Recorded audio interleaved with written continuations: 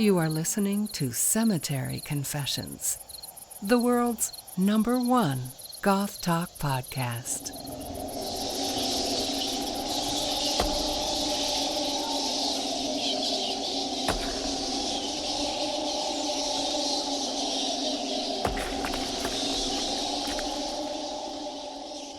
Hello and welcome back to Cemetery Confessions, the podcast where we take a sociocultural look at goth and examine the music, behaviors, ideals, and fashion of our community. This week is going to be a little different because we don't have a guest.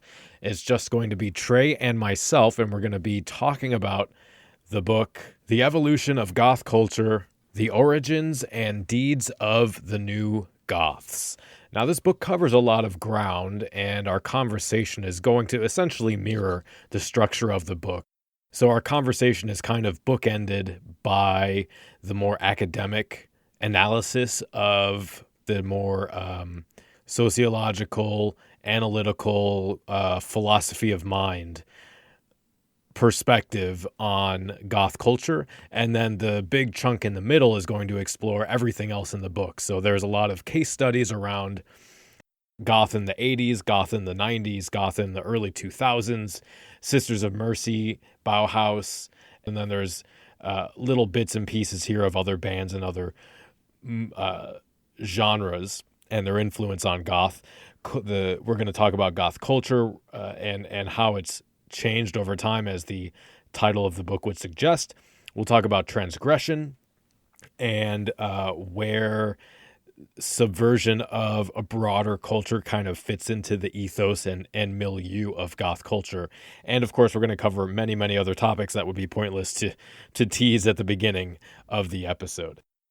Now, we did initially plan to record this episode as an interview with the author of the book, Karl Spracklen, and I believe he co-authored this with his partner Beverly Spracklen as well. However, through a series of unfortunate events and several reschedules, Karl was unable to come on and discuss the book with us, so we're going to be analyzing and debating the topics in the book ourselves. I think that's enough talking about the episode before we have the conversation. If you want some more information about what's going to be coming up for Cemetery Confessions in the next couple months, and some more information about this episode, stick around till the end, and we'll have some discussion about that. But for now, let's get into the evolution of goth culture.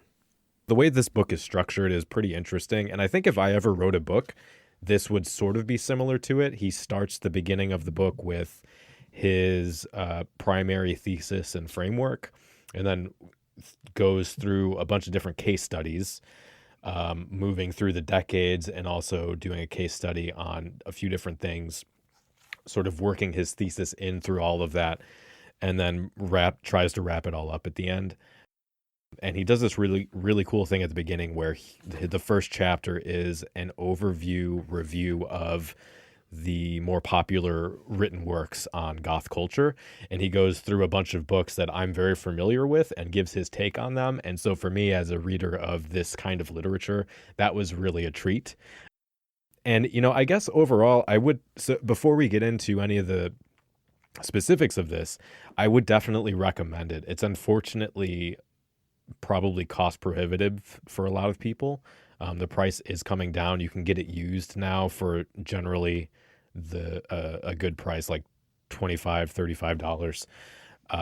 But a brand new book, I think, is still like $60 or $70. But as a work on goth literature, on goth culture, this is up there for me with books that I really enjoyed reading. And obviously we'll go through and talk about where we think he gets things wrong and where he misinterprets stuff. But reading through that is fun and it's interesting, and he keeps it engaging, at least for me. And because he does work through and try to explain, here are the different frameworks and academics and schools of philosophy and sociology that I'm basing this on, and here are my reasons for it. It was great for me because I could think about, oh, that's interesting. Why do I have a different opinion? Where is my conception different than his argument. And especially when he gets into the political side of things, that was great for me to try and, because that's something I'm still very much thinking through and don't necessarily have a established, this is how I feel about it. So getting that other perspective to try and work through that was very useful for me. And then I did want to recommend, before we start talking about it, this other book, as if anybody does buy this. So the book is called The Evolution of Goth Culture, The Origins and Deeds of the New Goths. If anyone does buy that, a good companion book, I think, to read before or after this is Inside Subculture, The Postmodern Meaning of Style by David Muggleton. Because while he is still very much within that sociological framework of, there are these structures that exist and they act upon agents, but these structures exist beyond agents.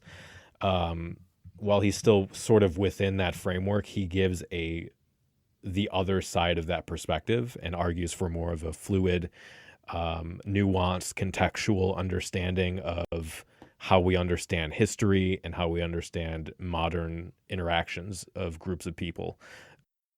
And so I think that was like an interesting juxtaposition if you're going to pick this book up.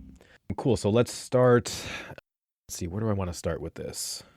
I mean, it seems to me starting in somewhat order of the book is good because, as you said, he establishes his theoretical framework right at the beginning, and I think that's a good place to go from. Yeah, so let me read. I did highlight a part that I thought sort of summarized his view of, where is it? I also found, I don't know if it's the whole book because I haven't scrolled through it, but much of the book just sitting on Google Books. Oh, really? Yeah. I haven't looked. That's interesting. Because I was just doing a search because I wanted to just refresh my ideas about his theory of alternativity. Mm-hmm. And I wasn't necessarily needing to see this book since it's a whole book series he's got on his theory of alternity, and this is just one of them. And I pulled up chapter 3 in some source at one point, and it didn't have the full thing, but then I kept searching, and this Google Books thing came up at all of chapter 3. Scrolling through it, I see chapter 2. I mean, like I said, I haven't scanned through the whole thing, but it looks like it's got at least a large chunk of the book just... there it is.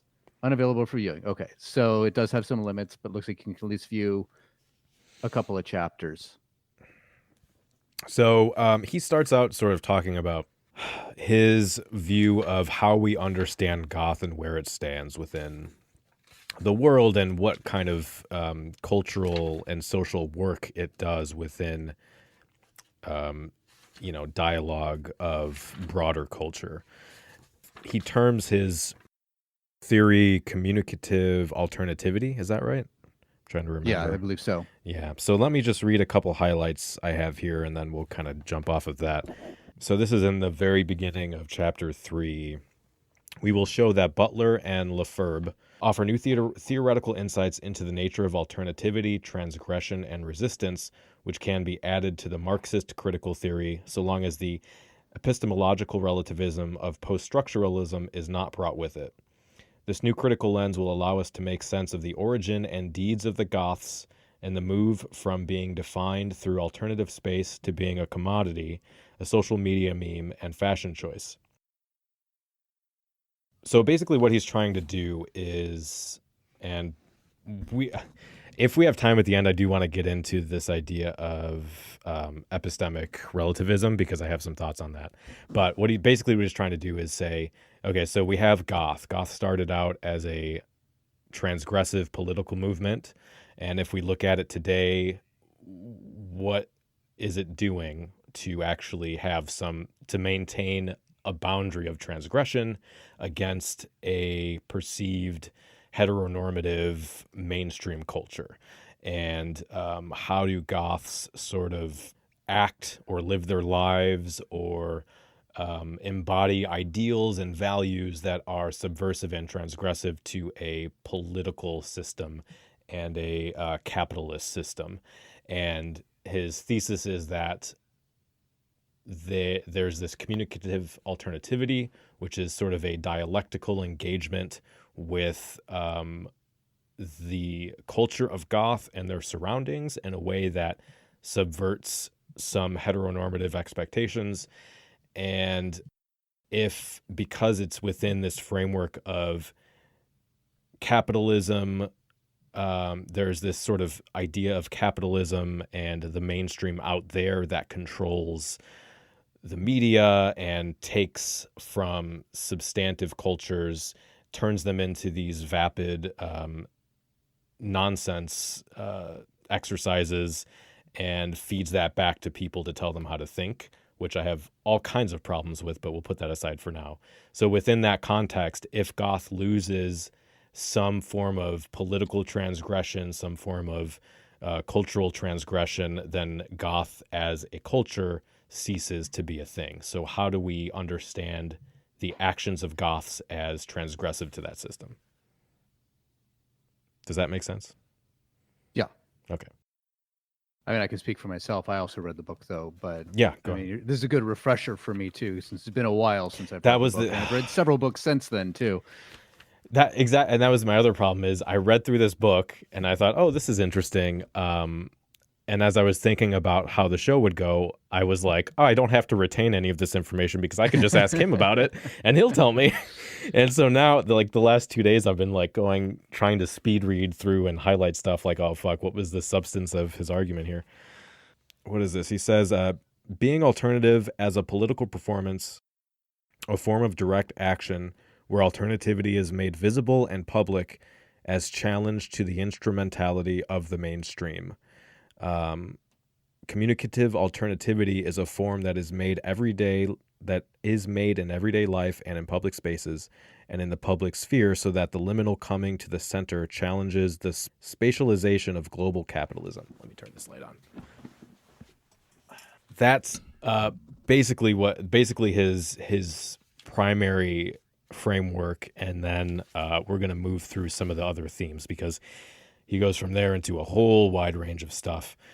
And I think he starts in the 80s talking about goth coming out of punk and the relationship between the two. So let me see if I can summarize some of his thoughts here.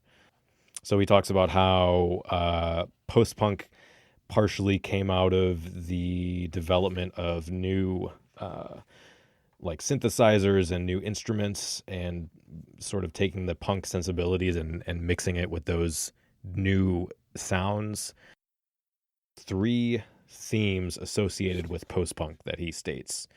The first one is the searching for new sounds. The second one is associated with its emergence as a clear and distinct youth subculture with its own fashions.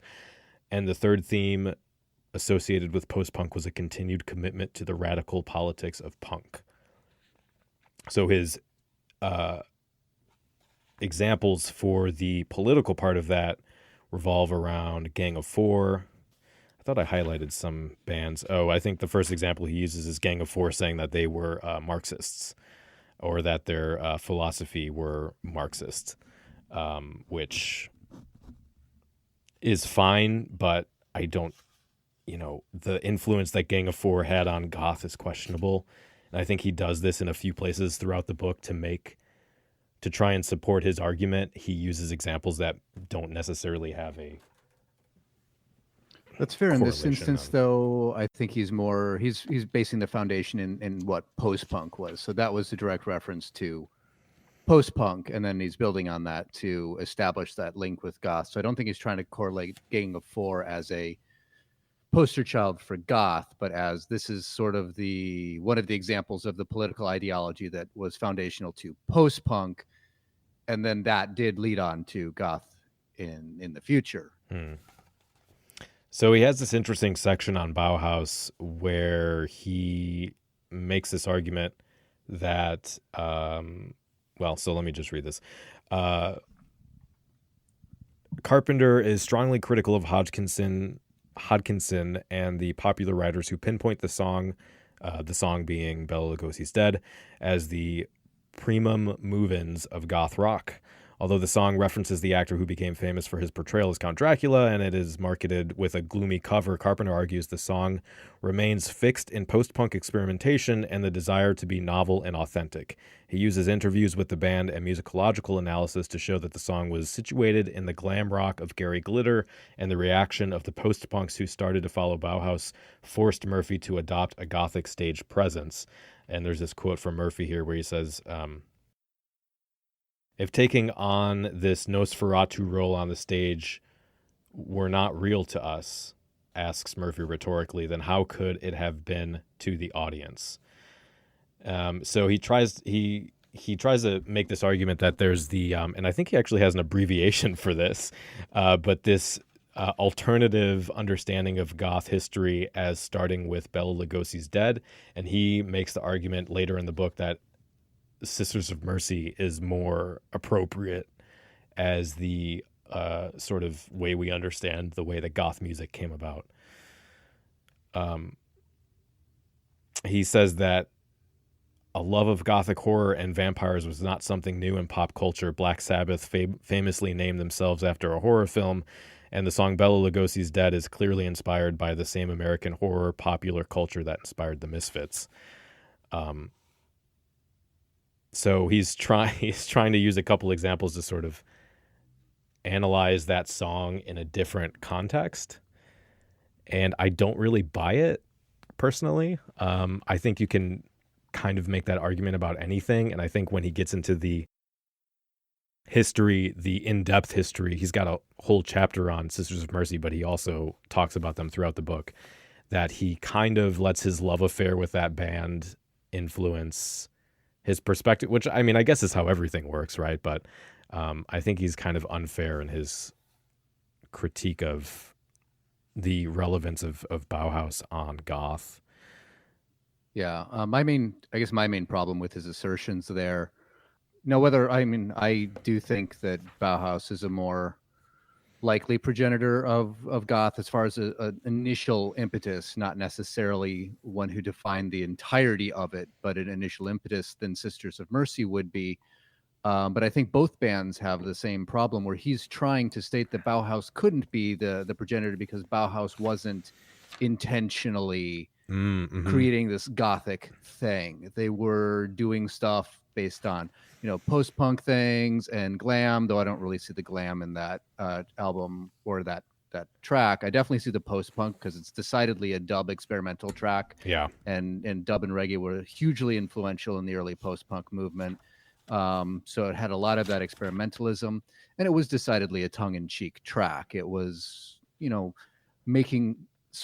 playing with the darkness making light of it, and having fun with it, which is, I think, something that is not given enough credit within the goth subculture, is this concept of taking things that are dark and kind of taking the piss out of them a little bit, as a way of sort of embracing and engaging with them at the same time. So just the fact that, as he states, Bauhaus wasn't intending to create this big goth ambiance, that's fine. And Peter would admit that many, many times. In fact, so would Andrew when it comes to Sisters of Mercy. So if that's his argument, that the band had to have the intent to create goth works to be a goth progenitor, then it couldn't be Bauhaus, nor could it be Sisters. It has to be one of the bands that followed them, because after Sisters was when you started getting more of the bands in the late 80s, early 90s that were by design and by choice claiming that goth mantle and making music in that idiom that may have had a blueprint laid down by the progenitors like Bauhaus, like Sisters, etc., like Susie. Yeah. None of those bands were making music with the intention of being goth or founding a movement. They were making music that was fitting in with their artistic ideals and their direction as creative individuals, and they congealed around certain themes of aesthetic and lyrical content and musical structure and style that then became defined by the outside, whether it was the music industry, the fans that embraced those musics, or the embrace of those bands of one another as influences in their own style, they gelled into something that then became self-consciously goth. And then you had later bands like probably Fields of the Nephilim and the like, that were at least more consciously creating things in that milieu on purpose by design. So his argument against Bauhaus works equally well against Sisters.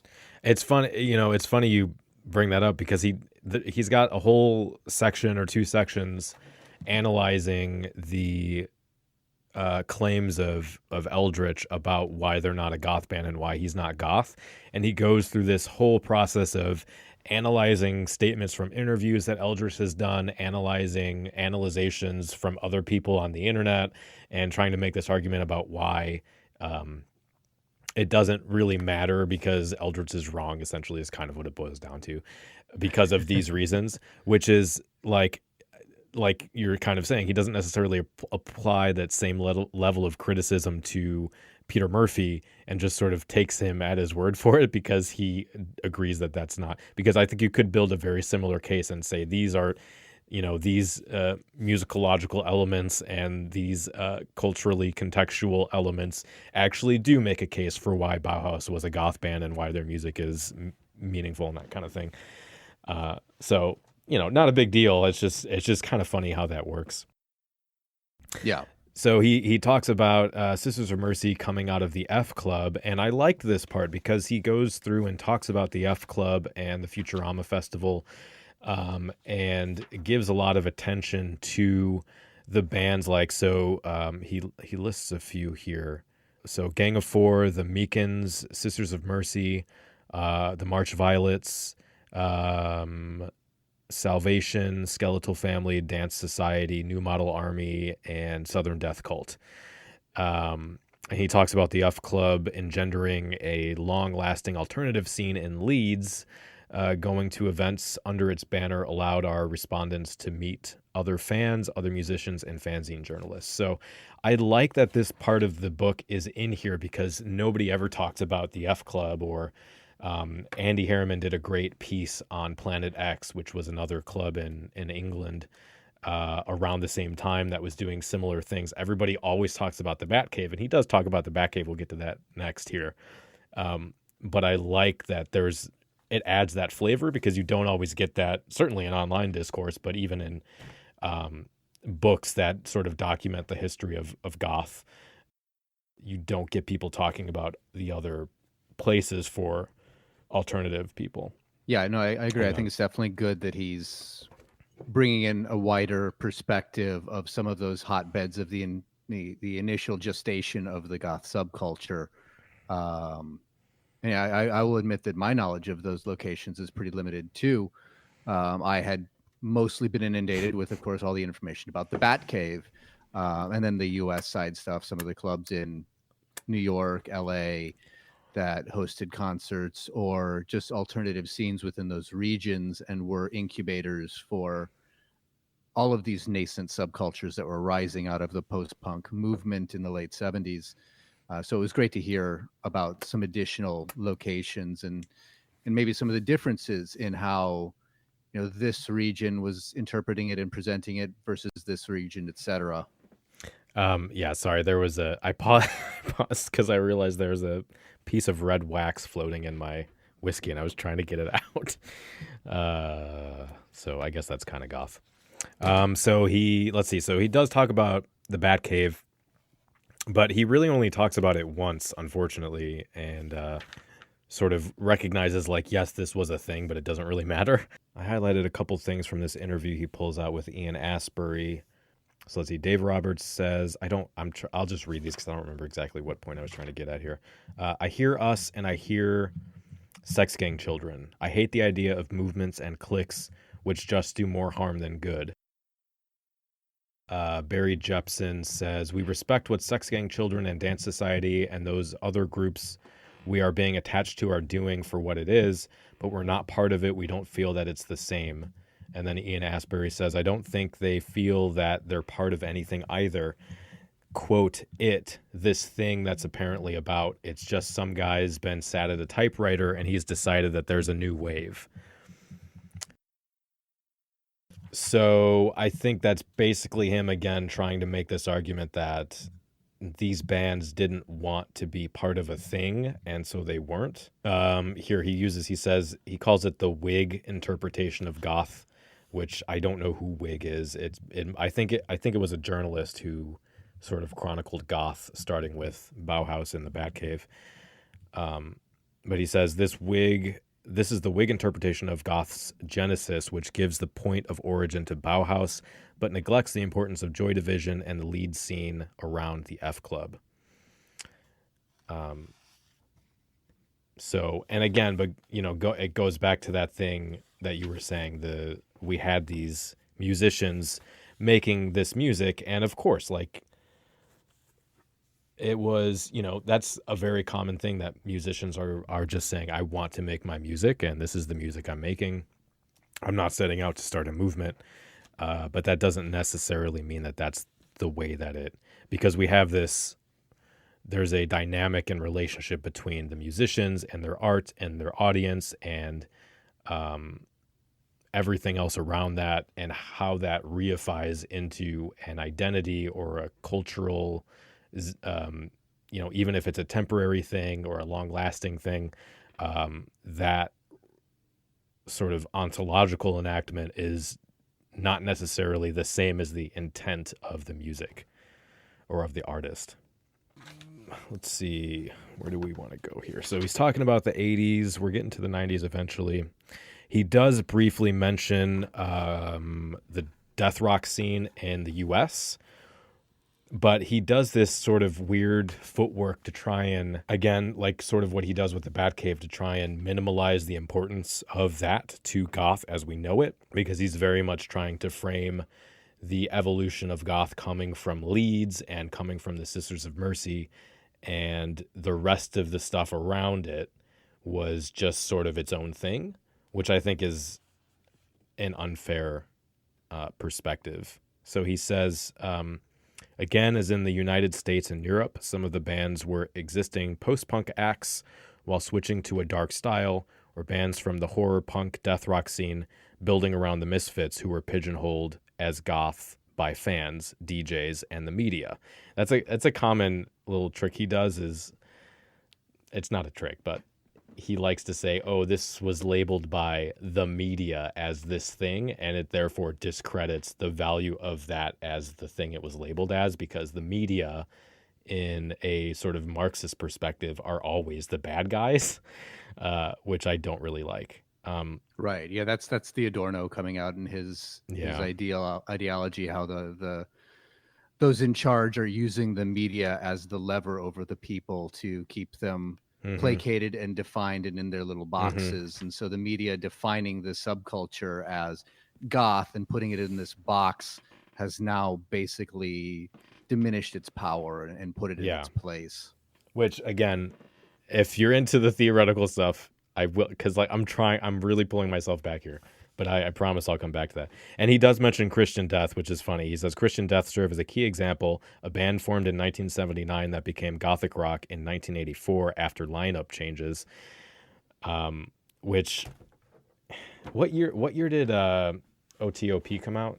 I'm gonna have to look it up because I don't remember.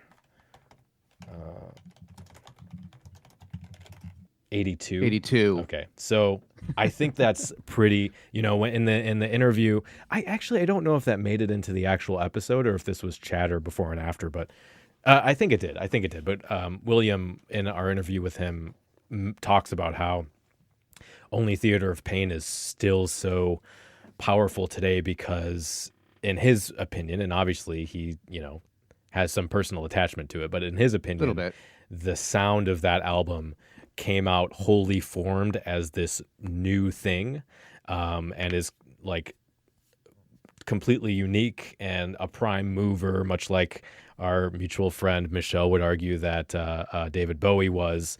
But I really think that Karl underplays everything other than Leeds, which becomes a problem in his later evaluation of goth today, because he very much bases it in, this is what it was in England in this span of years from these bands, and it was these set things, and it's not those things anymore, so therefore we have a problem. And I think that's a bad way to interpret goth culture, because I do think that you had the death rock scene in America, you had stuff happening in punk and post-punk stuff happening in other parts of Europe, in Spain. A good example of Spain is Paralysis Permiente. They formed in, I think it was 81 to 83, and other places around the world. And all of that stuff eventually coalesced through the 90s and through now, and it's, into an understanding of goth. Because if you're going to try and take, and we talked about this when you were at my house, but if you're going to try and take a contextual understanding, and sort of this anthropological view of what goth was at this time, and then say it must also be that thing now,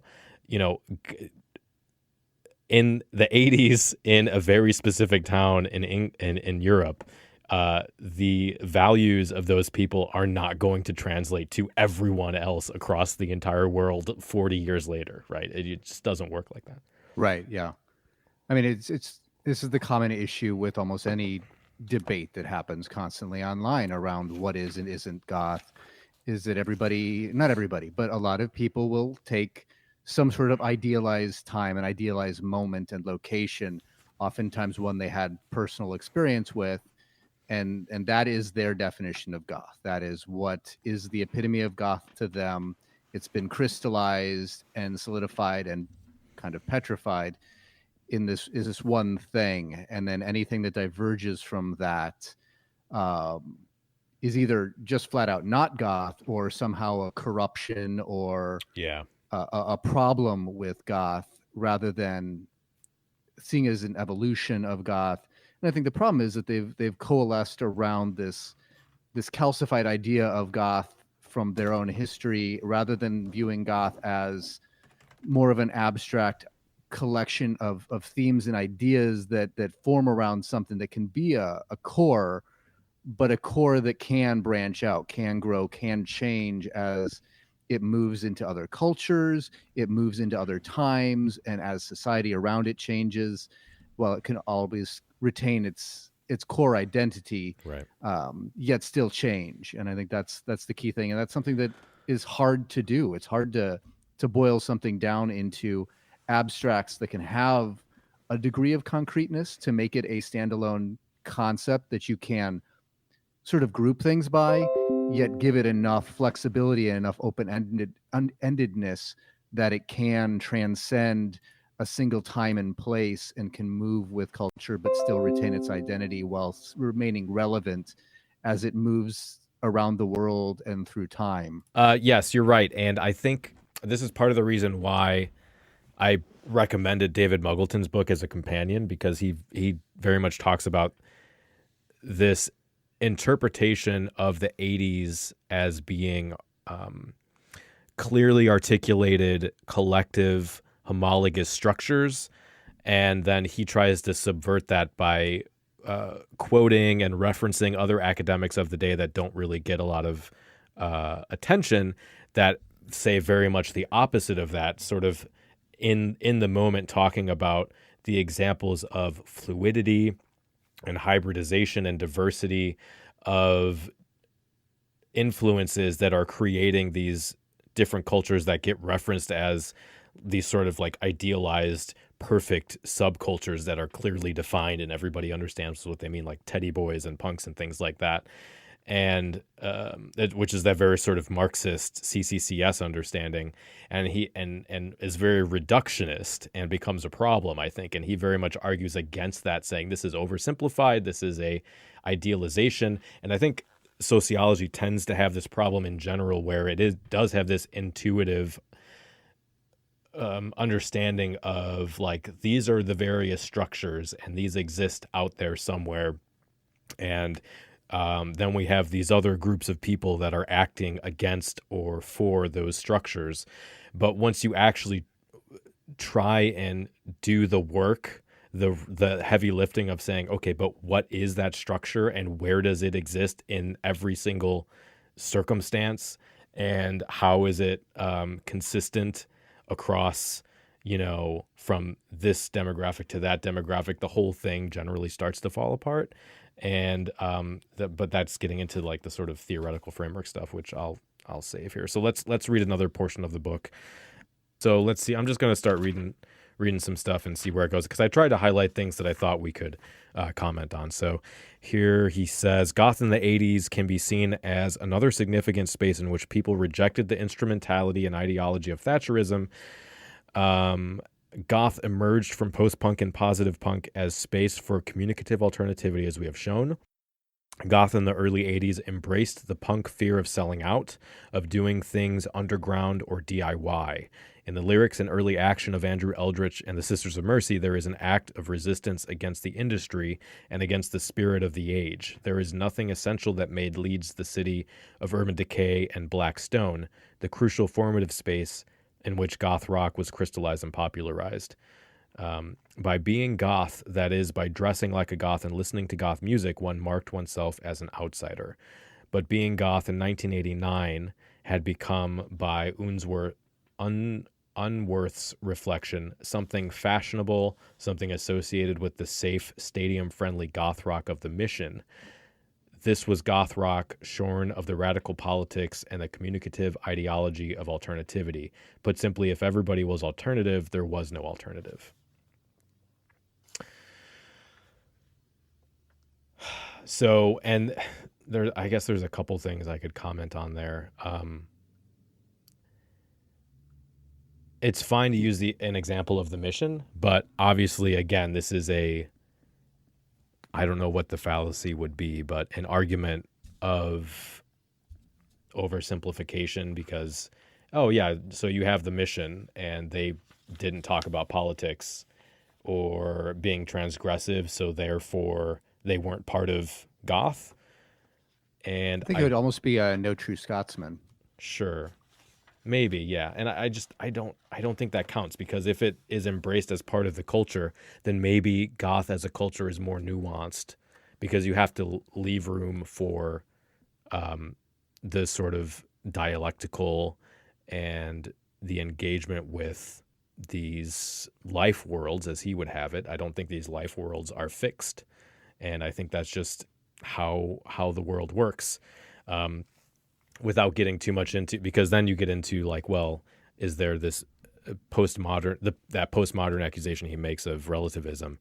I don't want to get into that yet, but I don't think you can say that, oh, we had this set thing now in 84 after the first Sisters album comes out, and so anything beyond that people like doesn't count, kind of thing. But there's this separate idea that, what is it? Put simply, if everybody was alternative, there was no alternative.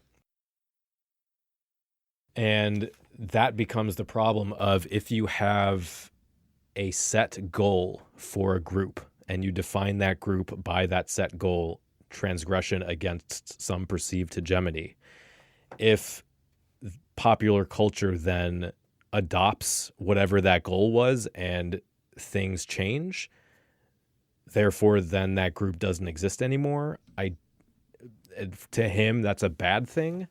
First of all, I don't think that group doesn't exist anymore, but this idea that, so like if you want to take the example of like HIV acceptance, or fighting for trans rights or fighting for gay rights or whatever, if the people that you could maybe deem, I don't know, if I think he uses some term of like radical politics or something, if you could label them that, if they achieve their goal, that doesn't make that a bad thing. Like if you're pushing for more social acceptance, that doesn't mean that group then becomes irrelevant, or that group has failed and dissolves, because that's kind of where he positions goth, that they always have to be transgressing something. But right, it's basically deciding that anything that's a counterculture, if they're a counterculture because they want to change something in the superculture and move it in some direction, their success is equivalent to their death, Yeah. which is a little bit ridiculous. Or even, and at the as he same says, time, Goths, sort of their failure, because they have then right, failed because they are the mainstream. right. But that's Which is defining like, it by the mainstream, which is basically no longer a self-determination. You're being defined by the culture around you. You're not being defined by yourself or your individual cultural identities. You're pinning that identity exclusively on, well, I'm just going to be what this other thing is not. And when that other thing changes, I need to change too. And you're basically deciding that I'm going to be in a culture that doesn't have any individual agency. I'm just going to do whatever is contrary to that external force. yeah. So after that, he has a whole chapter on Sisters of Mercy, which I'm not going to read. I guess I highlighted the conclusion, so maybe I'll just read this to give an idea of what that was about. Because it's just one little part. He says, the Sisters of Mercy were the most important band in the genesis and evolution of goth. They perfected the sound and the look and made goth a truly alternative subculture, even as they sold records, concert tickets, and merchandise. Whatever Eldritch might claim, nothing to see here. They were goths from at least 1982 all the way to the last recordings in 1993, shaping and influencing the careers of dozens of other goth bands. However, we sympathize with Eldritch's unhappiness at the takeover of goth's alternative space, its commodification, and its reduction to instrumentality and gothic folly. He has spent his career since the end of the 80s trying to reject and resist this takeover, and we appreciate his desire to distance himself from it.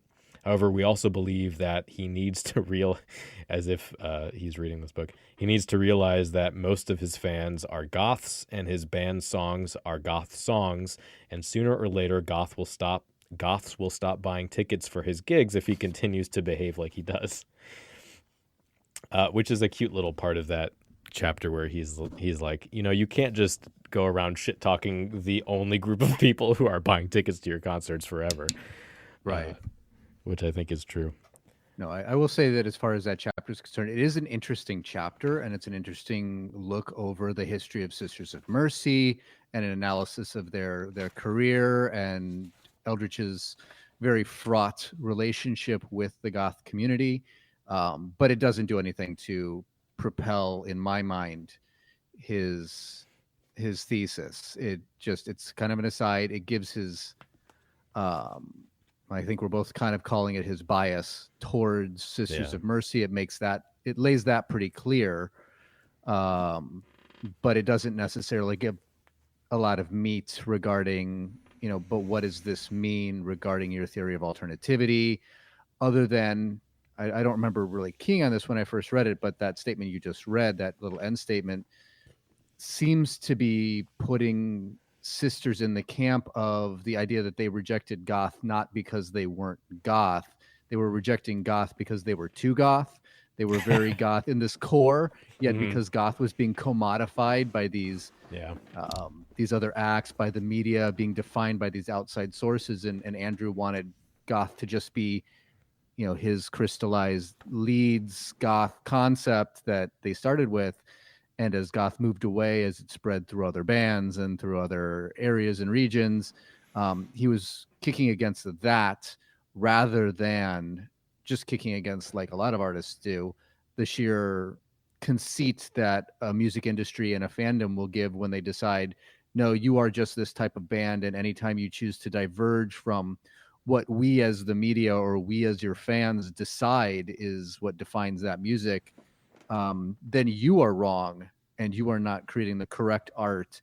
And as an artist, that is a horrible constraint. And that's why most artists are very averse to being genreized and being put in those boxes. So, I mean, Andrew was following the same trope as many, many artists when they've been given this is your sound now. And when they decide as an artist, well, what if I want to be a little more creative? What if I want to go somewhere else? I can't hold to this sound. I cannot live in this label. So no, I'm not. And I'm going to kick against it. And I'm going to be pissed off about it. Yeah.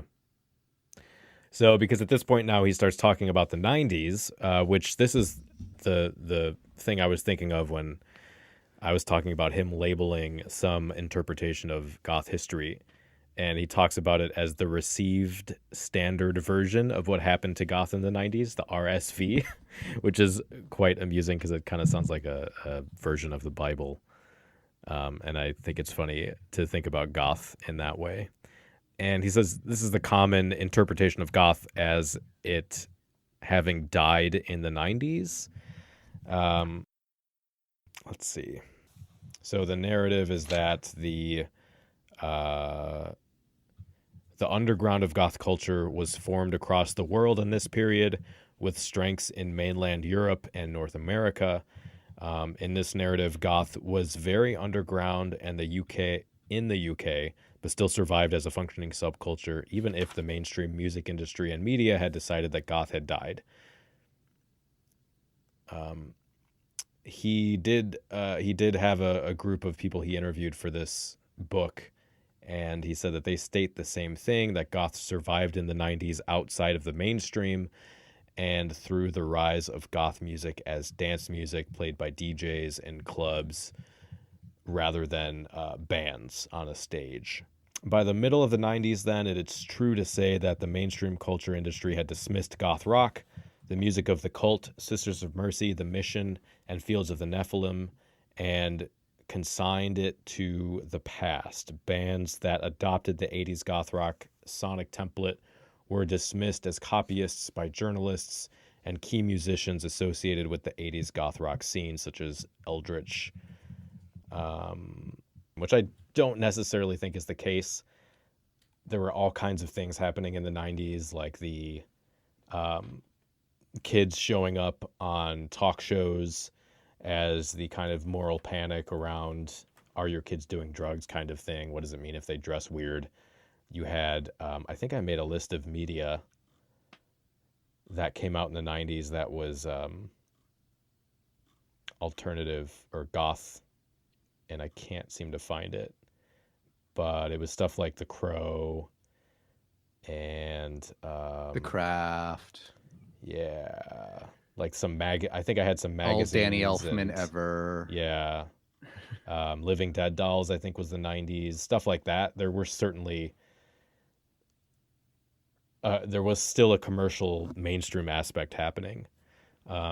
Yeah. But I think what he does importantly do in this chapter is talk about the influence of metal, and how the 90s he thinks is really when metal started to come into its own, and uses a lot of examples of bands that took inspiration from goth and in turn influenced goth. I think I highlighted a couple. Paradise Lost, My Dying Bride, Marilyn Manson, Typo Negative,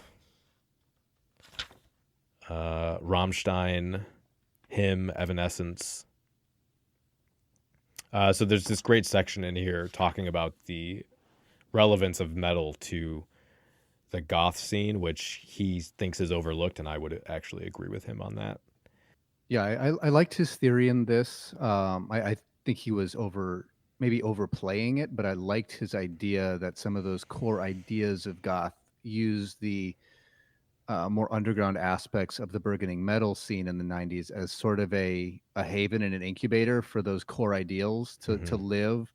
I think he was overplaying the concept that the pop culture idea as goth was turned into movie fodder and commercialized and commodified into hot topic products to be sold, toys and fashion. I think he viewed that as a corruption from his, post-Marxist perspective on the theory. And so that was the corruption, and that core stayed in this metal underground where it was able to live and bypass this dark age of commodification until it was able to rise again in the 2000s as something that still maintained that unique identity without being packaged and sold by the media. He does make this interesting connection of a negative influence that metal had on goth by saying that while there was a lot of experimentation around transgression and experimentation with sex and sexuality, they existed within the limits of hegemonic masculinity, which still expected women to look sexy, and the limits of the Gothic aesthetic, which worked to discourage entry and participation by people who did not look dark or transgressive, such as townies in shell suits and football caps.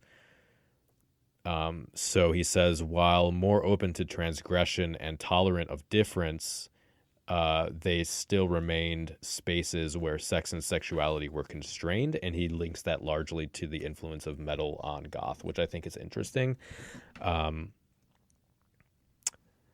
Not because I think it's the only causal factor, but I think it's a part of where that kind of comes from that it gets ignored a lot. Yeah. So he has this chapter about moral panics, which I think I largely skipped. It's still very interesting to read, but not necessarily an area I have anything substantive to add to. He does say at the end, though, sort of getting back into his theoretical framework, saying that he says Goth is radical in its politics. It is committed to difference and tolerance and plays with dark ideas and imagery. In the Christian West, this action against pop music has taken the form of campaigns by conservative Christian groups against rock and roll. Goth culture has also been seen as dangerous because it is seen to be a space where young people can transgress laws and religious edicts around the use of drugs and alcohol, which I guess, but I still think that's a very limited view, still contextual to certain areas. He talks about how Wayne Hussey would embody this by drinking red wine and dressing dark and looking transgressive, wearing religious symbols without believing in those symbols, that kind of thing.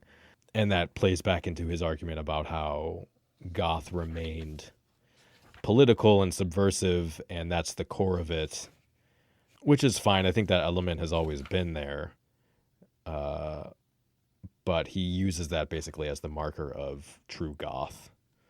So then he talks about the internet. I think I had a couple things to say about this.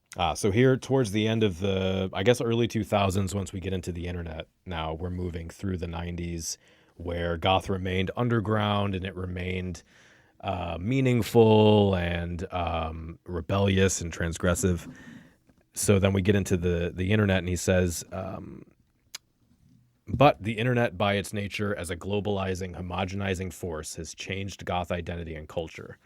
We have shown the rise of so-called alt culture more generally on the internet in the 90s through the 2000s, fixed particular ideas about what goth music and goth fashion should be.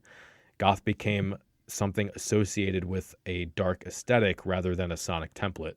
Goth was assumed to be associated with S&M, with tattoos and piercings, and with vampires and Victorian Gothic. Goth culture then has been reconstructed and its core identity reproduced on the internet. And even though that construction is always open-ended and identity is fluid, the internet has fixed certain ideas about goth. Goths struggled online to define gothness that was both inclusive of others seeking belonging while being exclusive in the forms and myths associated with being a goth. Goth has essentially changed from being a music subculture into one defined by some loose idea of darkness and transgression found online. So this, again, this gets back to that idea of goth. If you restrict it to a very contextually specific historical instance of a group of people, and then try and spread that to everyone else in the rest of the world, well, then sure, it's going to seem like that's a problem and that it's become a loose idea of darkness and transgression. Because, it has to exist. And this goes into the idea of when you have the Marxist notions of extant objectivist structures, and then, in my view, you have more of a co-creation of ontology, where you can have a multiplicity of ontologies. So you have these created identities and ontologies within interaction with people, interaction with material objects, interaction with nature. And you can have these different expressions of something and all be relevant and meaningful and real in those instances. You can't have that exist if you're going to try and restrict goth to a anti-Thatcher movement in the early 80s, because what does that mean to someone in Alaska or, wherever? It doesn't anymore. So these, and, he kind of dismisses this idea of darkness as a less meaningful transgression. But when you move to these more universal themes of death, of just the idea of transgression, or the idea of, being unique or expressing yourself as you see yourself kind of thing, I don't think those are any less relevant or meaningful. It just necessarily has to become a more universal experience for people to create these worlds and embody this thing and have that connection with people. And I think that's what Hodgkinson tries to address with his consistent distinctiveness. But I don't think it's a bad thing. He tries to make it out that if it's not specific, then it's not meaningful. And I just don't think that's the case, because that ambiguity allows everyone to apply a specific instance of that to their own experience. Right, and it's the underlying problem with using an abstract concept like transgression as some sort of defining criteria for what's at least perceived nowadays as a global subculture, because transgression is always going to be context specific. It's going to vary from culture to culture. It's going to vary from region to region. Something that's transgressive here may not be transgressive elsewhere. So if you're simply defining it by transgression from the norms, then those in the transgressive described or defined goth subculture in the United States will be completely unrecognizable when sat next to someone part of a transgressive goth subculture from Siberia or from Sierra Leone or Peru, where transgression means different things, where, there are plenty of places where just darkness, I mean, the conflation here of darkness and transgression is, again, a very westernized idea, and darkness itself is transgressive in the norms of Western society oftentimes, but it's not transgressive in all cultures. It's not transgressive in all regions. Some places darkness is embraced. I mean, just look at, a lot of the Chinese cultures where darkness is simply the flip side of life, and both need to, or of light, and both need to be embraced from at least a Taoist perspective. Mm-hmm.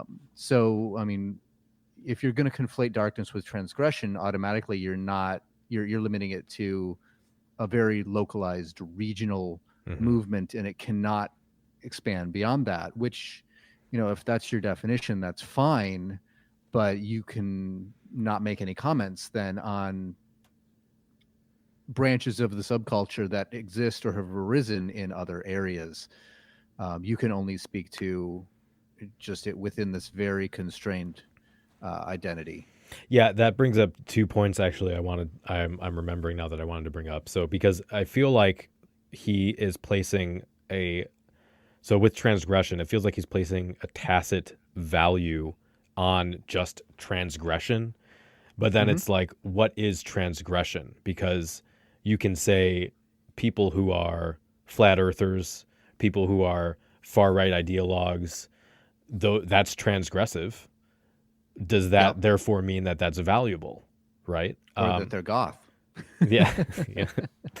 I don't think he necessarily does the work to define the limits of transgression, because again, he's talking about these structures that agents work against, but there's the assumption that, oh, sure, we all know, you can say the term, you can use the word mainstream, you can say, hegemonic, imperialist, patriarchal power structure, and just assume that is the same thing for everyone in all circumstances, and it's not. And that changes, and the way that can change is through active resistance, through creating spaces where there are different ways of living and being and existing and bringing forth and embodying ontologies, and those can become more and more accepted, and what the mainstream is for one specific area will be different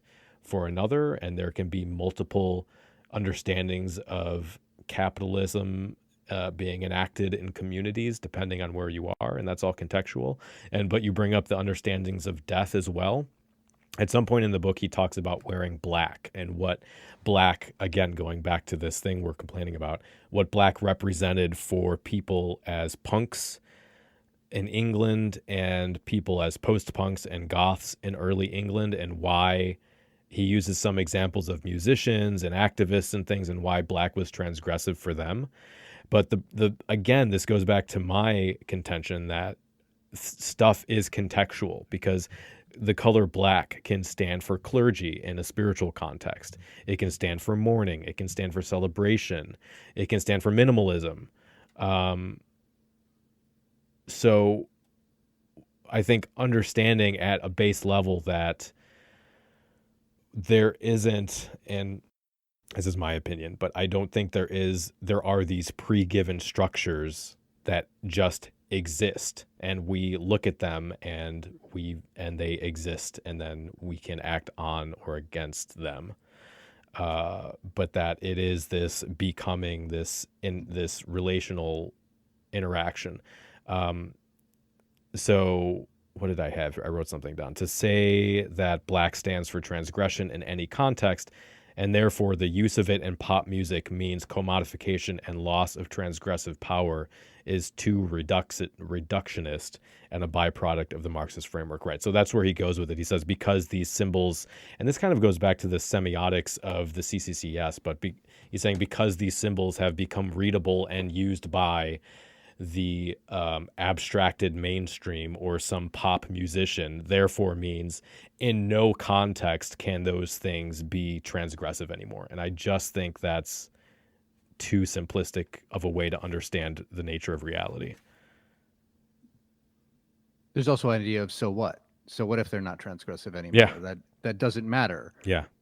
Do them if you like them. Embrace what you enjoy. And if it's transgressive, then it's transgressive. If it isn't, it isn't. But that shouldn't change how you as an individual or a culture that's trying to group itself together around certain ideals should form those ideals. So then he talks about how goth became associated with fashion and why this is a problem. And so he says the social capital associated with being a goth comes from time spent connecting with other goth people, knowing what spaces are available where one can be a goth and meet others who are goths. All this is easy to acquire online, though the spaces in the real world where goths can be goths are limited to cities and towns where club nights and festivals and gigs happen. Cultural capital is much harder to acquire. In those circumstances, this is the crucial learned knowledge about what is real and fake, true and false in the aesthetics and history of goth. In this limited sense, it is easy to be a goth and to express identity with goth through simply wearing the clothes and makeup, so long as no one asks someone dressing as a goth about their favorite song on the first Rhombus EP, and one follows the accepted rules of the goth aesthetic, one can get away with being a goth. The rules of the goth aesthetic have been crafted by the communicative alternativity of the 90s underground scene, but they have also become established rules drawn up and published on the internet, especially on the collective memories of Wikipedia, which he really hates Wikipedia, let me tell you. He pisses on Wikipedia through almost this whole book. Before I tell you my opinion on that, let me just read this other part about fashion. He says, goth as a modern-day fashion choice, then, is regulated, reduced, and instrumentalized by the style guides and fashion tips that have grown on the internet. Goth is now easier to perform and choose as a lifestyle. But what constitutes goth, what makes goth unique and alternative and transgressive, has been reduced to a few key aesthetic markers and symbols. In their 2014 paper, The First of Us, Spracklen, his wife, I think his wife, because this is Beverly and Karl wrote this book, so I'm not sure who's being referred to as the first here, but discussed the heat death of goth and black metal as a consequence of the commodification of both scenes. The radical politics and experimentation that defined goth has been replaced by dresses bought in shopping malls and people trying to make careers out of dressing up. Goth music and goth politics have been sidelined by young people trying to be the most popular goth on Twitter or Instagram, hoping to be spotted so that they can transform themselves into goth models and goth celebrities, just as many young people find validation in fame and celebrity. Pursuing the idea of goth as a choice to its extent, these people only want to buy the right makeup, get the right tattoo, and pay for the right professional photographer to get noticed.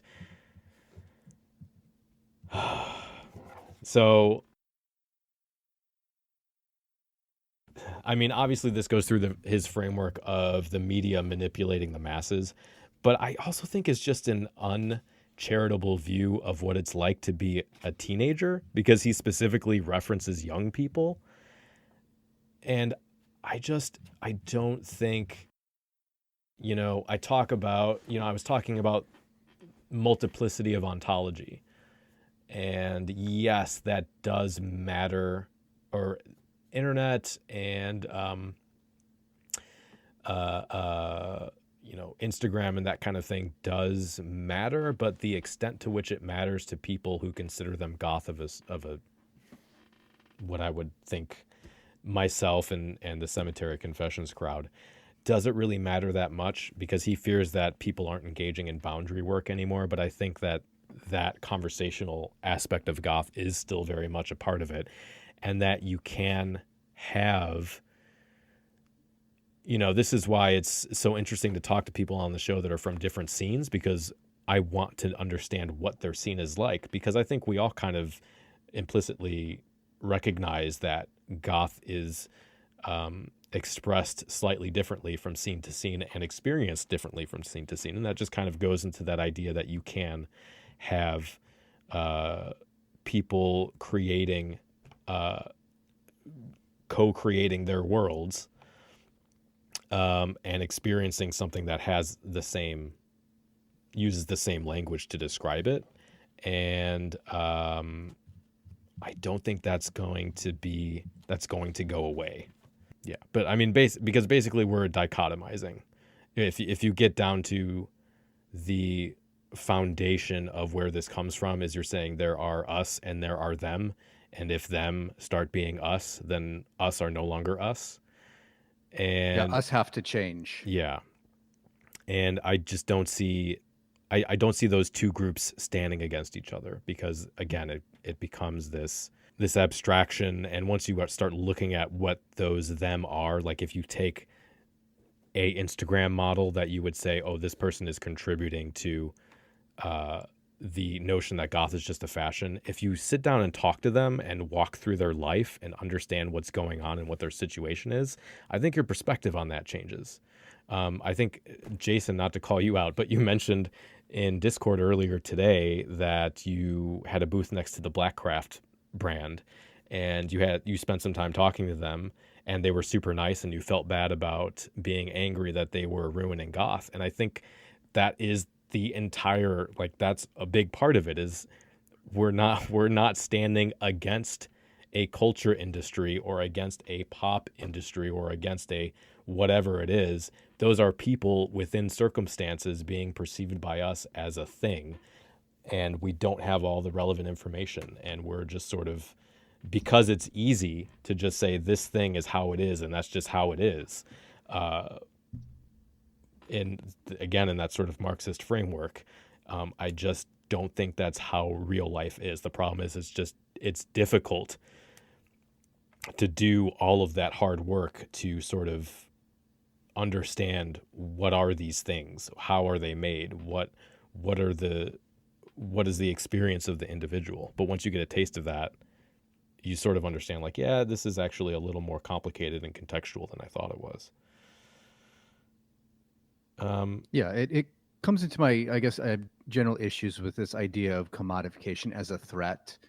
That's definitely hit hard in this book and has been discussed on many forums on this show and other places fairly extensively. But I mean, there's a reason that goth fashion and visual aesthetic gets commodified.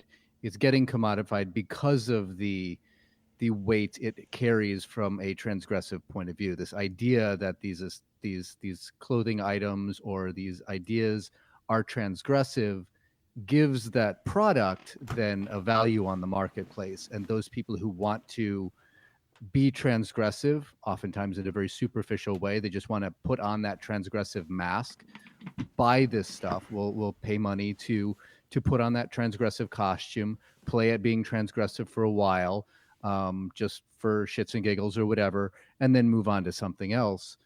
And that's really all it is. And if the commodification becomes such a existential threat, so that suddenly will no longer be transgressive, then at the exact same time that happens, when goth fashion and whatever no longer becomes transgressive, it will no longer have any commodified value, and it will stop being sold because it's not transgressive anymore. And the people who just want a fashion to be transgressive will have to move on to some other product. For those of us who are interested in goth aesthetic, fashion, and whatever from a non-transgressive perspective, nothing changes for us.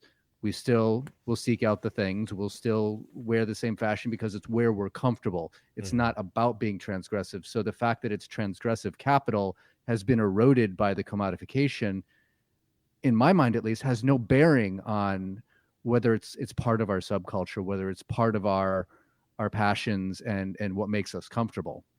Yeah. Which again is contextual, because dressing goth at a goth club is not transgressive. Dressing goth in the Bible Belt at the grocery store is. So, and I wanted to ask him this question about alternativity and how abstract or concrete his view is, because again, going back to context, I came up with this example of the SoundCloud rapper with, the stereotypical with face tattoos doing the kind of mumble rap thing. That is alternative in the context of popular culture, but it's also alternative within the context of rap circles, because that sort of mumble rap tends to incorporate other influences like metal and emo and goth. So it's also alternative to goth. And so it's seen as a less authentic version of rap by people who are into rap and a non-authentic version of goth for people who are into goth. It's this, which I think shows that the idea of alternativity is fluid and dependent on material and social relationships. So he keeps, again, using alternativity as if we all know what that means, and it's the same for everyone everywhere. And if it changes in this specific situation, therefore it changes for everyone. And I just don't think that's how it works. So let me see.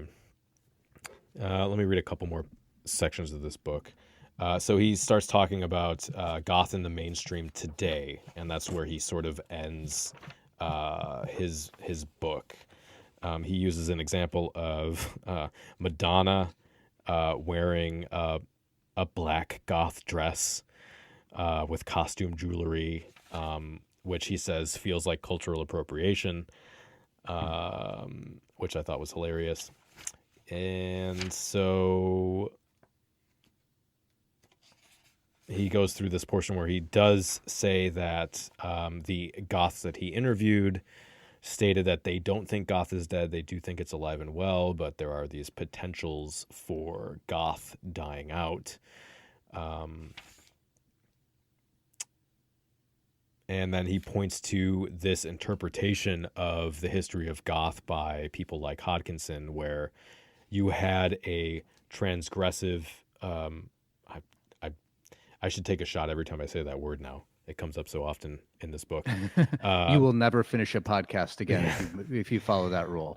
Goth in the 80s, and then in the 2000s when we had the Columbine stuff and the sort of moral panics and the Sophie Lancaster and that kind of thing, that Goths did a lot of work to put Goth out there as non-threatening, as being just, normal people who dress in black and we're the same as everyone else, and there's no reason to call us Satanists and things. And he says that then leads to, there's a whole section about Whitby in here we didn't talk about, but how, he sees people dressing goth for a weekend and that they can just go to this thing and perform goth, and they're therefore goth somehow. And that's a problem because goth is just you can play dress up and you can be goth. And I don't think that's how anyone views it, other than, I don't even know if the people who do that view it that way, because I think they're just trying to be, honestly, I think a lot of the older people that go to Whitby Gothic Weekend and wear costumes like that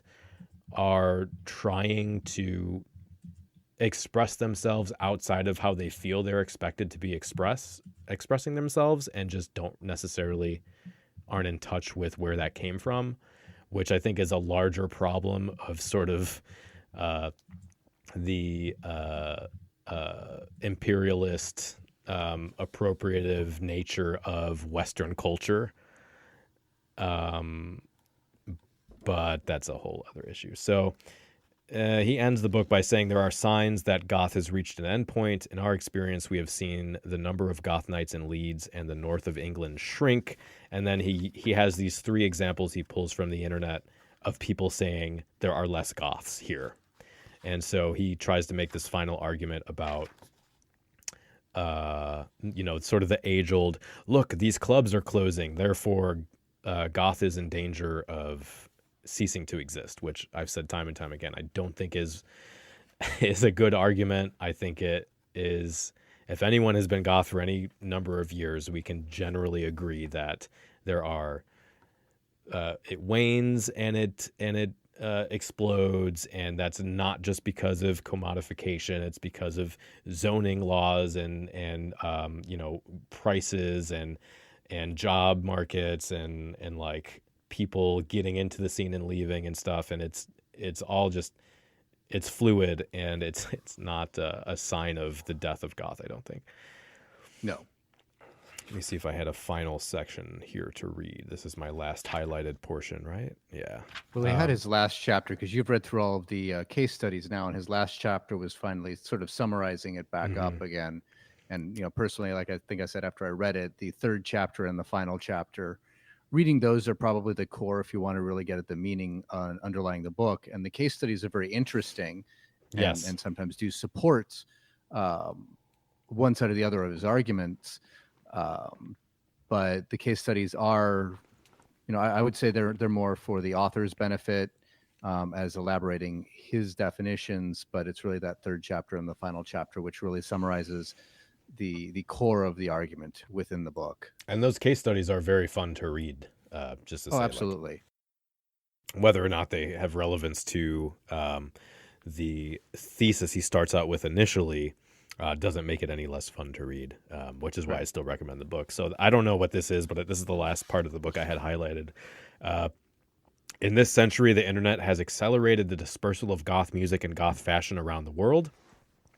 While goth music became emo and metal, goth fashion became something anyone can buy in a shopping mall, a matter of play and choice, so long as one does not go too far in challenging the norms and values of society. Goth has become a meme, a trope of popular culture, the troubled teen exemplified by Rosie Webster in Coronation Street, who leaves goth when she becomes an adult. Goths have been associated with crime and disorder and sex by right-wing tabloids and preachers. Goths have reacted to moral panics by making a big show of being normal, everyday folk. They have reacted to stereotypes of being something for troubled teenagers to get into by demonstrating that goth is a long-term, sustainable leisure lifestyle choice. Goths point to the generations of families that are all goths as evidence that goth is attractive and suitable for all ages. Goth festivals and other spaces are family-friendly, inclusive, and welcoming of others. This is communicative action at its best, being open to change and tolerating difference. As some goth spaces have become popular, this has proven to be a challenge. And he talks about Whitby Goth Weekend, trying to balance being inclusive with people who just want to dress up fancy. He says he uses the word colonized, which I think is far too strong a term to use in this context, by saying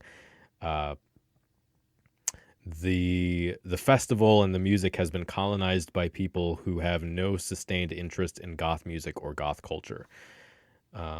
While it is impossible and morally undesirable to have a goth test to ensure only goths get tickets to Whitby Gothic Weekend, it is sad to see the festival has lost its allure for people like us. The event has become an example of how goths' tolerance of difference has allowed that contested space to be reshaped by commodification and instrumentality, removing any of the communicative alternativity and performativity that made it in the first instance. And again, I think it's a little too strong of a stance to say some people are enjoying themselves by dressing up in a costume. Well, maybe. But I think it's too strong a stance to say that that's a necessary problem. Or It's the fine death if of an people entire wanna- culture. Right. Because It's fine if people want to do that. And all cultures, all subcultures have had that, whether they're subcultures, supercultures, regular cultures, countercultures. All of them have had people who just come in as tourists, want to play the role for a day for whatever reason, or just want to try it out. I mean, that is also how people who are exploring identity learn what fits and what doesn't, is by putting on the different identities and seeing what you can attach to. So I don't necessarily think any of those things are harmful. There are harmful aspects to it. For instance, when somebody is putting on the costume and then acting in a way that serves to demonize those who are actually members of that culture amongst the greater community, and endangers those within the subculture because of the actions of people outside of it who to outsiders appear to be representatives of the culture. It's dangerous when people use it as an excuse to invade the culture itself, as they were talking about in the Whitby weekend, when you had the people who just go in there, will dress up so they can get salacious photos of the sexy goth women or whatever, and just invade that public space and ruin that as a sanctum for those who are using it as a sanctuary from the normal world. It's a matter of just respecting those people. And when you're using your ability to co-opt the culture to get in there and gain access and potentially spoil it for other people, that's where it becomes problematic. But just people coming in, minding their own business, putting on that costume for a thrill or entertainment or just experimentation, none of that I view as particularly problematic. Yeah, and I think, the fact that I think maybe this is poor timing on the book's part, but this year it's either somewhere between 4 to 6 events happening in Whitby for that weekend. And I think that unfortunate timing sort of undermines his argument, because it sort of shows that there is this multiplicity of ontology, and you can have these alternate avenues for people to experience a thing and for a thing to be a thing. And that just because you have people that try to appropriate and use an alternative expression of an identity for a different purpose doesn't mean that other thing stops existing. And if we move it into the sort of, venue space, the event space that he's talking about in the last parts of the book, those disappearing or being taken over by normies, that shows that that doesn't mean those other people stop existing or become the, weekenders. They just move on to other things. And that doesn't happen the next day.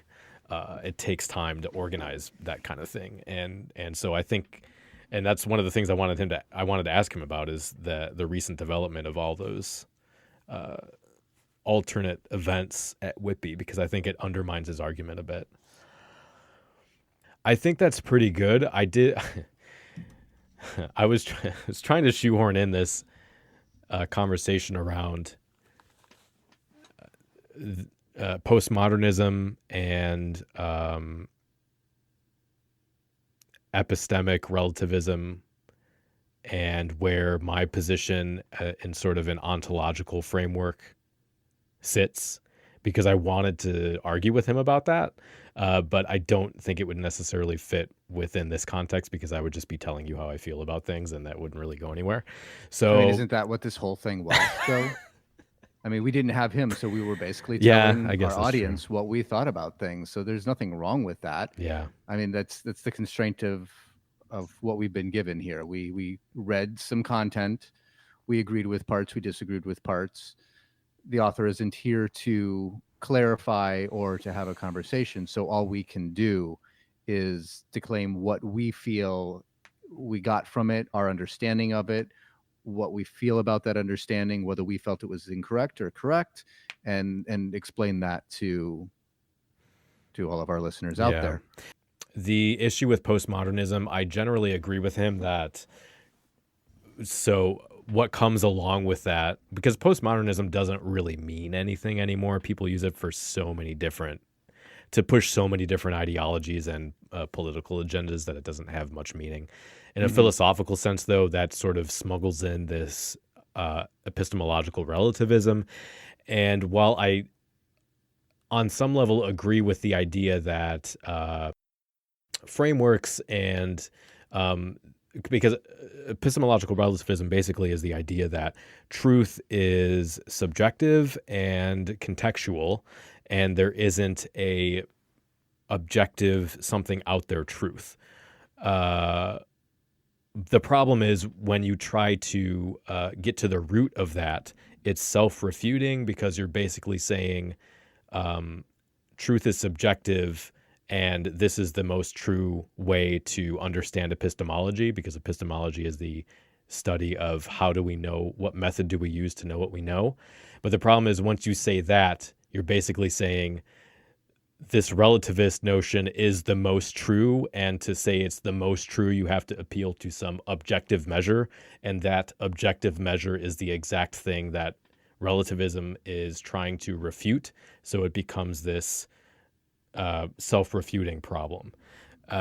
So I think the solution to that is the thing that I'm still very much trying to work through, but this idea of seeing what exists through a ontological perspective rather than an epistemic perspective, which still has this idea that there isn't a pre-given thing that exists out there that we can just view. So I use this example of science, because science operates on a set of fundamental metaphysical assumptions to say that there is a measurable existing thing out there and we can measure it and know for sure, which is this.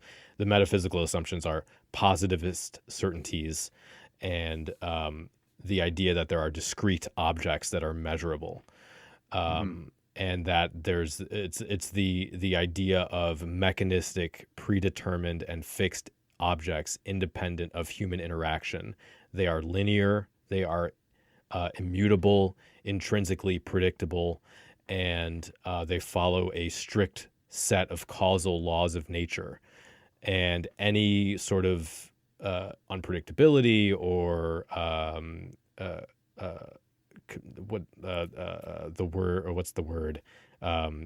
conflicting measurements that we may get is a result of human inadequacy, not of the irreducible, immutable thing out there that we're trying to measure.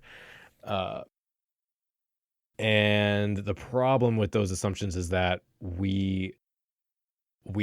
it assumes that there is this thing and we observe it. And the reality, though, is that when we are observing the thing, there is this interaction between us and the instrument and the thing, and all of those things influence each other. And the combination of those interactions creates what we see. And the issue with that then is gets into how do we adjudicate between conflicting truth claims, because like, okay, that's all well and good, and to me it makes sense, and I can go into like explaining how I think that works on a biological level, on a cultural level, and that kind of thing. But how does that make sense for this person says this is true and this person says that is true? So which one is the most true? Which I think in those instances we just sort of have to understand that it is contextual. So like if for flat Earth, for example, we have irrefutable evidence that the Earth is not flat. So with that claim exists within the realm of science, and it can be adjudicated within the realm of science.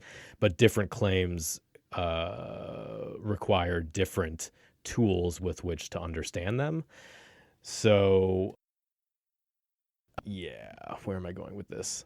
I'm just trying to explain like my general theory of life, the universe, and everything.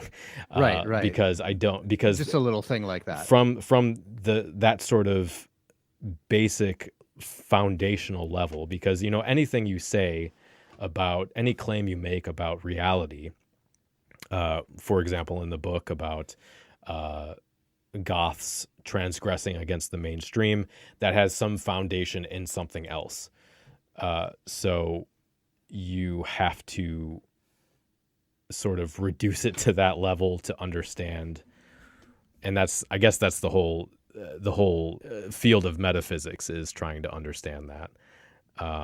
But that's sort of the foundational level of why I don't think that you can say there are these objectivist forces that are working on people and people work against them, because I think they are created through interaction, circumstantial interaction, through material objects and non-human objects as well.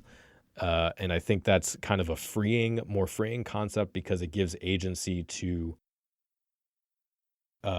cultures, to different cultures, and sort of subverts that imperialist thing that a lot of Western culture was built on, and gives agency to the voices of non-humans, if you want to get into sort of like a ecological perspective and what we're doing to the planet and what we're doing to things that aren't human.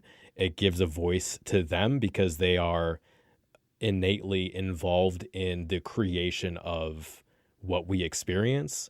So you can't just ignore them when it comes to political decisions or when it comes to personal decisions about what you consume or what you do, because you are impacting an agent, a thing that exists. But just because it's not human, I guess what's the term? Anthropocentric. Just because it's not a human doesn't mean it is any less important to the world which you are experiencing. Or at least doesn't mean it's irrelevant. Right.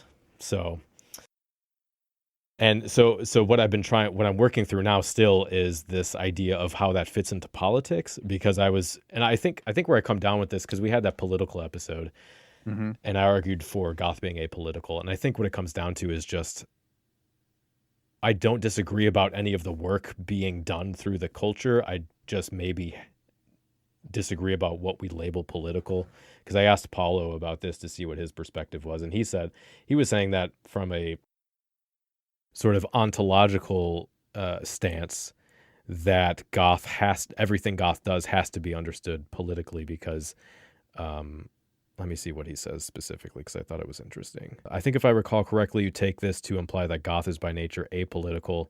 I think this implies the very opposite. Goth and its various manifestations can be regarded as a radical form of democracy, whereby its various, often subversive practices, which create alternative material reconfigurations, allow for the heterogeneous ontological enactment of new ways of being that directly alter and reclaim justice and equality and other forms of existences. This is an experimental and radical democratic form of politics which must trigger new forms of engagements, which can at the same time give rise to material changes at various sorts and that mobilize and instantiate autonomous spaces of being and existences. Think cemetery gatherings, YouTube, nightclubs, and so on. Although this is not necessarily direct mobilization against something specific, it is nonetheless political by virtue of the ontologies it enacts, the entities it mobilizes in order to enact these ontologies, and those ontologies which by its very nature automatically marginalizes. So very wordy, but basically he's saying what you said on that episode, that you can't escape those actions being political, which I'm trying to work through how I feel about that, because I agree with the framework. I just can't get past I think maybe the idea of being political carries a lot of baggage with it that I'm not examining for what my own sense of it. I think a lot of people who have a problem with this idea that goth is political, whenever something says X is political, view it as that means I need to actively engage in this political discourse and, agitate for certain ideals, and I have to be out doing protests, and I have to be out voting for specific things, and I have to be acting in a certain way. And that doesn't necessarily align with what they how those individuals would desire to live their life, because that sort of level of activism, that sort of level of political engagement carries with it a lot of obligations and responsibilities and risks that are decidedly not for everybody. Not everybody wants to be the next Gandhi or Martin Luther King or Rosa Parks or whoever who is standing up against insurmountable odds and oftentimes giving their life to establish some change that they are driven towards. However, simply being in the world, existing in the world, participating in just life as we live it, but doing so in a way that is different from the norm, is expressing another option. And politics, at least in a democratic context, is all about understanding and choosing between options. And if the option is not known or not understood, it can never be voted for, and that political change can't happen. It's the same politics that lead to some of the gay rights movements, which are a lot about just visibility. It's not about, yes, there are plenty of calls to go out and vote, plenty of calls to protest, but a gay pride parade is more about just saying, as the famous chant, "We're here, we're queer." It's just saying we exist. This is an option that exists in this world. This is an alternative that exists in this world. And now that you know it exists, you as a normal person engaged in the political process know that there's a choice and can make that choice. And without knowing that choice exists, there is no choice to be made. And that's where I come down, and I think where Paulo comes down on goth being political, in that we exist in the world and choose to make our existence known. We're not hiding. We're not doing things in secret and keeping everybody from knowing about it. We're out there. We dress the way we dress. We act the way we act. We think the way we think. And whether we're actively agitating for those things is immaterial to the fact that we're exemplifying the change we'd like to see happen. Whether we choose to act in a way to hasten that change, we're still making it as an option, so people who maybe not be part of the community but are politically motivated can then say, oh, there are these other options, these other choices, and we can go down and change culture that way. Yeah, I'm getting there. I'm getting there.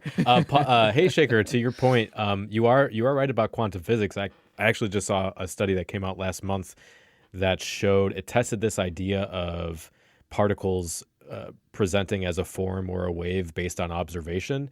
And it was like a double blinded thing that I don't remember the exact specifications of the experiment, but it basically showed that the people that were doing the experiment observing the particle were being observed by a third party. And so they used quantum entanglement, which basically is, I'm sure you guys know, but basically two particles are identical regardless of where they are in time and space. So they had those two particles in two different settings, being observed by two different people, being observed themselves by someone else, and those particles presented differently based on who was observing the observer, which that in their experiment showed that we are, going back to the ontology thing, co-creating our reality, and that there isn't this set reducible, if you want to get down to the atom or the particle, whatever, this thing that we can eventually follow the chain all the way back to produce some undisputable, immutable form of reality, that it actually is in interaction with us, which I thought was interesting. What else do we have here? Becca's talking about music. Yeah, I agree with what you said, Becca. Yeah, Becca's made several good points about music. I think the only thing I didn't mention in this discussion was the thing about symmetrical anthropology, which was really just kind of an aside, but I think my issue I took here was, again, with the way he's understanding. Well, I guess I mentioned Muggleton, but the way he's understanding and interpreting the past. And there's this really cool thing, if you guys want to look it up, it was developed by Latour, called Symmetrical Anthropology. And it really fits in with this ontological understanding of reality, because it critiques the divorcing of historical conditions and environment from consensus, and gets back to this idea that we don't stand against the observable and measure it in some objective fashion, because the tools of measurement in some way impact that which is being observed, and thus its interpretation. So it's this idea of understanding history within its context, and within the context of the agents within that part of history. And it's useful because it doesn't lead to a lot of the race episode that's coming up. I talk about sort of the way that we whitewash and ignore and misunderstand history. It sort of gets away from doing that and othering indigenous peoples from non-Western cultures, because the aim is to give them a voice and understand history through their culture, rather than understanding their behaviors through our Western understandings of whatever it is, rationality or politics or whatever, because that becomes a whole big other problem. Yeah. Jason, you're not dumb, dude. I spend way too much time reading about this shit. Like, it's the only reason it makes sense to me is because, that's all I've been doing. But if I stop doing it for a month, I'm not going to understand anything I just said either. So don't worry about it. Trey, any final thoughts about anything? The book or... No, I think I covered most of my thoughts. I mean, I definitely had some things I wanted to talk about regarding the concepts of alternativity and transgression, and the dangers of defining a subculture as transgressive rather than defining it within itself, having its own definitions. Yeah. The only thing that I had sort of been thinking as we were having this discussion is this concept of sort of that core ideal and the danger of the death of Goth.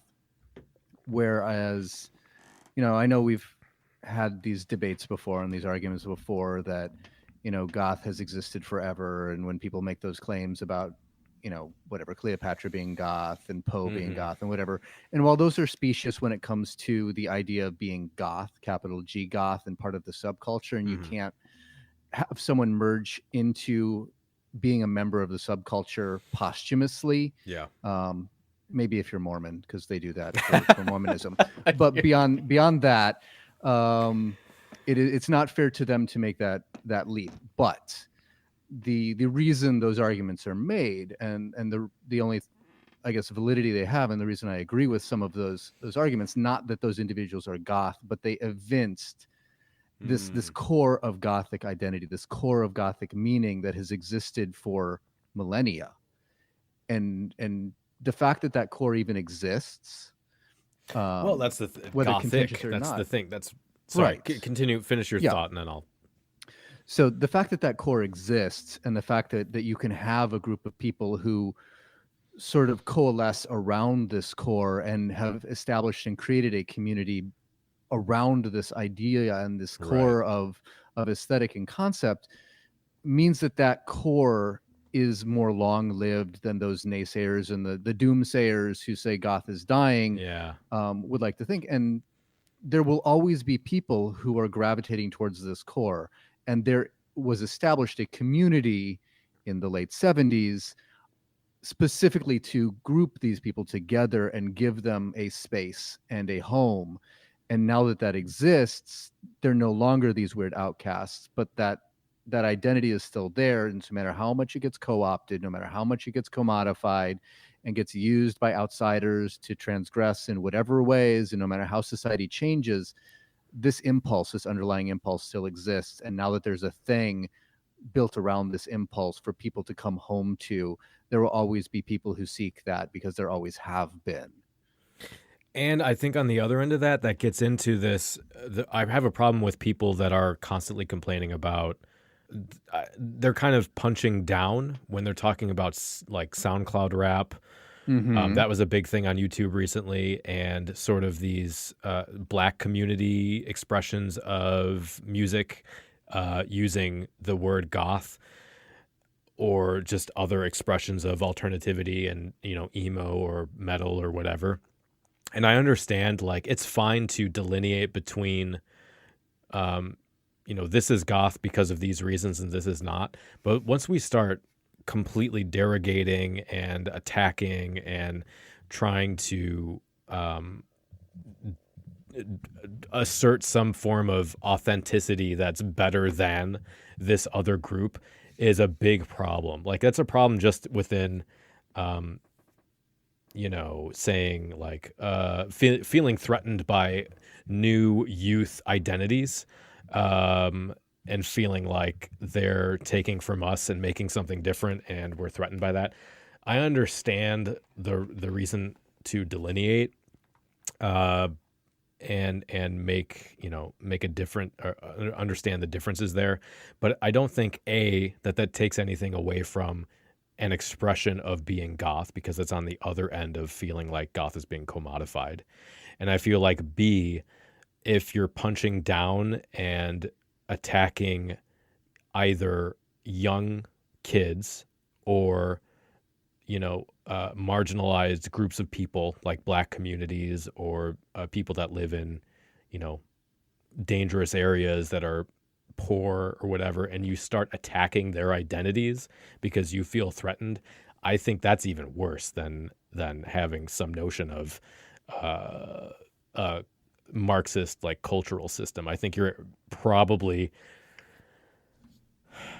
maybe not doing damage, but that really gets close to harboring some ideas about you know, some colonial imperialist notions of identity that can be bad.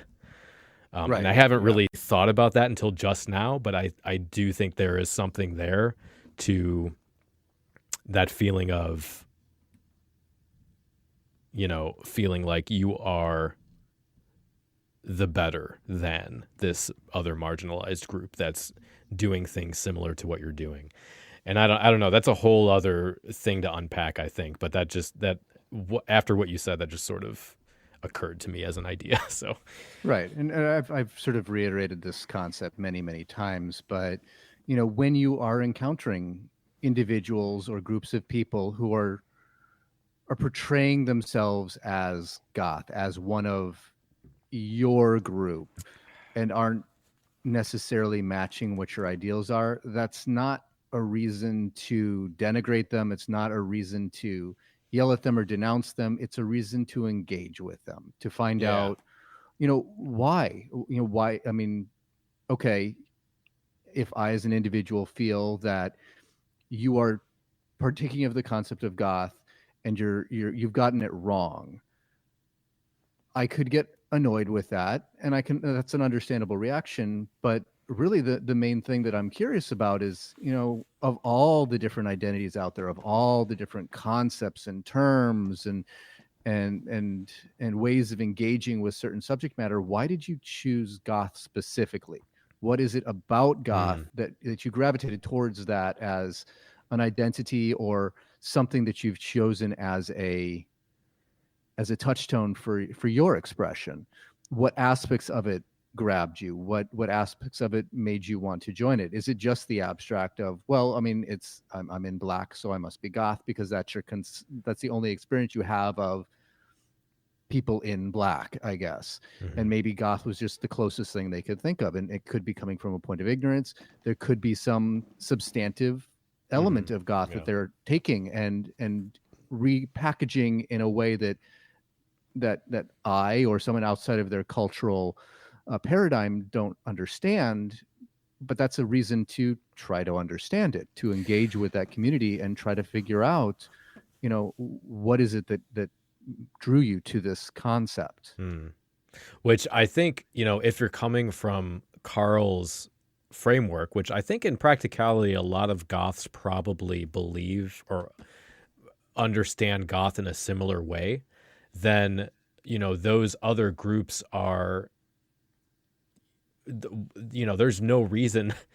Why do we have to be adversaries? We're all transgressing, like you were saying. If there's something to that, to the alternative dress and the alternative style of goths that marginalized communities feel like they can use to subvert expectations of them, both, again, like I was saying, kind of double marginalized if you're talking about SoundCloud rappers, because they're both rejected by the hip hop community and by the other communities that they're drawing from. There must be something there that to them is an authentic expression of, fuck the mainstream, fuck the media and these social forces that are trying to harm us. And I don't know if we should necessarily be spending our time trying to take a dump on them. I think there's a more constructive way to deal with that, especially if you're within that framework that feels like subculture needs to be transgressive and alternative to make an impact and a change and fight against the system, whatever that is. Right. So, well, this was fun. Yeah, this it was a lot I of think fun. a good conversation, a good discussion around the book. I mean, I definitely am saddened that we weren't able to get Karl on here, as I know you are as well. Yeah. I think that would have been a really good conversation to have, and it would have been nice to have him be able to defend his points better. Exactly. We were going on our interpretation of his words, and our interpretation could be completely wrong, and there could be some nuance that both of us completely overlooked. And we all have our own biases too. While we were calling out his biases, that was coming from a place of our own biases. Yep. And that's the problem with books, is that well, I mean, one of the reasons I haven't tried to write a book is because I don't have the time. But if I feel like my conception of what goth is and who I am and what reality is such a constructed, ever-changing thing that I couldn't write a book, because my opinion would change, if not a month after, a few years after, and it's sort of this breathing, growing, evolving thing, this conversation. And so getting to have that with him would have been great. But you life just need to write a wiki, not a book. Yeah. They're living things. We should mention the whole, that wiki thing that you told me about, just because that was funny for the people of the chat. Around our mutual complaint, or at least my initial complaint that you agreed with, regarding the grammatical and spelling errors that are rampant throughout the entirety of the book. Yeah, it was pretty funny when he had a whole sentence lambasting Wikipedia for having grammatical errors, and in that very paragraph, his book had a grammatical error of at least one. I don't remember exactly what it was, but I thought it was pretty funny, really, after I'd been sort of complaining the whole book about, my God, do you have an editor? What is so up many with this? typos, so many and it's it's bad if I notice it a lot, because my grammar fucking sucks. And I just flipped through because my assumption was, Karl has been an editor for a lot of different papers and he's published a lot of his own papers, and Beverly, his wife, has also done the same. So my assumption was that they edited their own book, but this is actually within a series. I have the other book of this series. Actually, it's in my car, so I can't show it. Another one of these, but there is credited in the front, a series editor. So somebody got paid to miss all of those typos. So I assume there will probably be a second edition at some point, but Yeah. But all that aside, I do really think this is a fun and worthwhile read as far as goth books are concerned, especially because a lot, you go when it comes to books on goth, you go from the absurdly jargon-filled academic works like what book do you have of mine? I can't remember the name. The Gothic music one. To books Ben that Alfred's are book. books like let me see if I can find it. Well, I mean, you've got Voltaire's book. I've got it on my shelf. Yeah, Voltaire, It. or I'm thinking of the YouTuber Ligeia Resurrected. She has a book, and that's a complete experience, like personal experience sort of writing. And I think with this, you get the perfect mix of both, because it begins with the academic stuff and then runs through a history, which is a great blend of like other books. Like I can't think of the authors' names. Obviously Andy Harriman, but there have been. I've got these all here. I'm drunk, guys. I can't remember things. Yeah, but you've got the history, Harriman, you've got the personal all experience, the Gothic Bible books. And all those. Exactly. You get a great blend of everything. Exactly, which is why I felt like this, if I wrote a book, this would be what it is, because that's kind of how the show is. You get all of these things all together around a central thesis, which I thought was really fun. So that's it. I'm going to watch Game of Thrones and go to sleep. So patrons, thank you for those of you who are here live with us. Thanks for hanging out. It's always a treat to get to like chat with you guys and get that interaction. And for everyone who's watching, everyone who's watching post live video, if you made it this far, thanks for hanging out. That's also very cool. Trey, again, also obviously thank you for your time. My pleasure. Thank you for having me, as always. Boy. And that's it. I should point out, you may have noticed actually that I several times, especially towards the end of the episode, called out some people in the chat room. That was our Patreon live stream.